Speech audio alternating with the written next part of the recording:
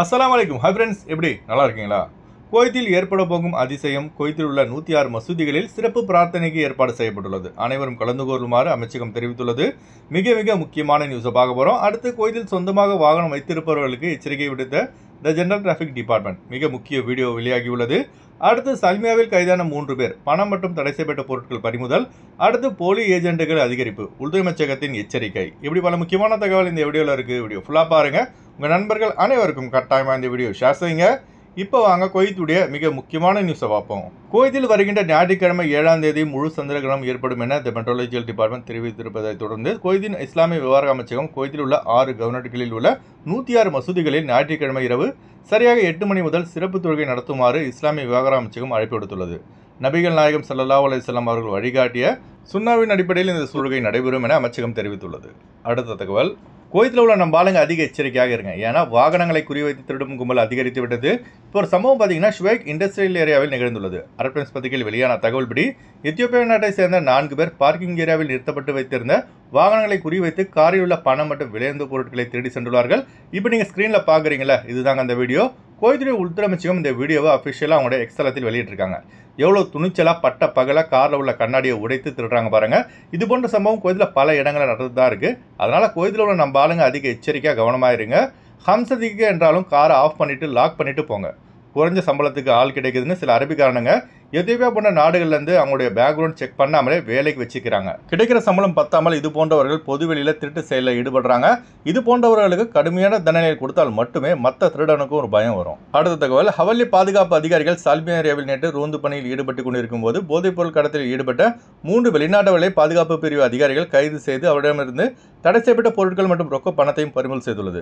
குவைத்தில் தற்போது உள்ள சுச்சுவேஷனில் குற்ற செயல்கள் அதிகம் நடப்பதால் குவைத் முழுவதும் தீவிர சிகிச்சையை மேற்கொள்ளுமாறு உயர் அதிகாரிகளுக்கு குவைத்தின் துணை பிரதமர் உள்துறை அமைச்சருமான ஷேக் ஃபஹத் அல் யூசுப் அல் சபா அவர்கள் அதிரடியான உத்தரவை பிறப்பித்துள்ளார்கள். அதனால் குவைத்தில் உள்ள நம்ம ஆளுங்க குறிப்பாக வியாழன், வெள்ளி, சனி ஆகிய 3 நாட்கள் வெளியே போகும்போது ஒரிஜினல் சிவில் ஐடியை எப்போதும் கையில் வைத்து கொண்டு செல்லுங்க. பக்கத்து தெருவுக்கு போகிறதா இருந்தால் கூட சிவில் ஐடியை கையில் வச்சுக்கிட்டு போங்க. அதுபோல் புது விசாவில் குவைத் வந்தவர்களும் உங்களுடைய பாஸ்போர்ட் விசாவை எப்போதும் உங்கள் கையில் வச்சுக்கிட்டு வெளியே போங்க. அதுபோல் மிக முக்கியமான இந்த தகவலை லாசிம் கட்டாயமாக உங்கள் நண்பர்கள் அனைவருக்கும் ஷேர் செய்யுங்க. அடுத்து நம்ம சப்ஸ்கிரைபர் ஒருத்தர் வந்து கமெண்ட் பாக்ஸில் ஒரு டவுட் கேட்டிருக்காரு. பிரதர், 1850 தினார் ஏஜென்ட்டிடம் கொடுத்து நான் ஆர்டிகல் 18ஆம் நம்பர் விசாவில் வந்திருக்கேன். 4 மாதம் முடிந்து விட்டது.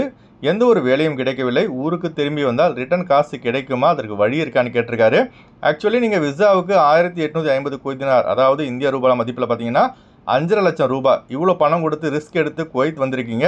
ஆக்சுவலி இதுவும் இல்லீகல் தான். குவைத் ரூல்ஸ் படி எந்த விசாவில் நீங்கள் குவைத்துக்கு வந்தீங்களோ அந்த விசாவில் மட்டும்தான் நீங்கள் வேலை செய்யணும்.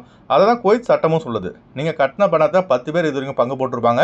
என்னுடைய அட்வைஸ் என்னென்னா, முடிந்தவரை வேறு ஏதாவது ஒரு நல்ல கம்பெனியிடம் ஒரு ரிசம் கொடுத்து வேலையில் சேர்ந்து விசாவை அதே கம்பெனிக்கு மாற்றிக்கொள்ளுங்கள். அப்போ தான் உங்களுக்கு சேஃபு. அதுபோல் 2000 தினார், 3000 குவைத் தினார் பணம் கொடுத்து விசா வாங்கிட்டு குவைத் வருபவர்கள் எச்சரிக்கையாக இருங்க. ஏன்னா போலி ஏஜென்ட்டுகள் குவைத்தில் அதிகமாகிட்டாங்க.